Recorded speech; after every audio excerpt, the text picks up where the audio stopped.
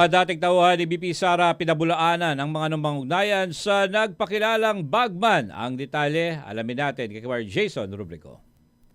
Kapwa pumalag sina Colonel Raymond Dante Lachica na dating head ng security ni Vice President Sara Duterte at Attorney Reynold Munsayak na nagsilbi bilang spokesperson ng Vice Presidente matapos silang idawit sa seryosong paratang ni Ramil Lagonoy Madriaga na kamakailan ay naghain ng sinumpaang salaysay laban kay VP Sara. Patay sa affidavit, inangkin ni Madriaga na siya raw ang dating bagman ng Vice Presidente at nagdadala umano ng malalaking halaga ng pera mula sa mga pogo operator at drug syndicates para sa 2022 campaign. Idinawit din niya sina Lachica at Munsayak sa naturang operasyon. Sa kanyang opisyal na pahayag, sinabi ni Colonel Lachica na hindi niya kilala si Madriaga at wala siyang anumang personal o professional na ugnayan dito. Binigyang din niya na ang mga appointment at assignment Armed Forces of the Philippines, lalo na sa mga unit na nagbibigay seguridad sa mga pambansang opisyal ay dumadaan sa mahigpit na vetting, proseso at command authority at hindi maaaring impluensyahan ng sinumang pribadong individual. Giit ni Lachica, patuloy niyang ginagampanan ang tungkulin alinsunod sa lawful orders, protocols at core values ng AFP. Dagdag pa niya, mariin niyang tinututulan ang paggamit sa kanyang pangalan sa anumang salaysay na walang verifikasyon at walang malinaw na batayang institusyonal. Samantala, tinawag naman ni Munsayak na katawa-tawa ang kwentong ikinakabit sa kanya ni Madriaga. Aniya, ang anumang salaysay para paniwalaan ay dapat nagmumula sa isang kapani-paniwalang tao at may kapani-paniwalang nilalaman. Dagdag pa ni Munsayak, bukod sa nagmula umano ang legasyon sa isang polluted source, ang mga paratang ay salungat sa lohika at karaniwang karanasan ng tao. Giit din ng abogado na wala siyang personal na ugnayan kay Madriaga at ang tanging naging kaugnayan niya sa grupong Inday Sara is my president o ISIP ay limitado lamang kay Attorney Ryan Kilala. Para sa Diyos at sa Pilipinas kong mahal, ako si Jason Rubrico, SMNI News.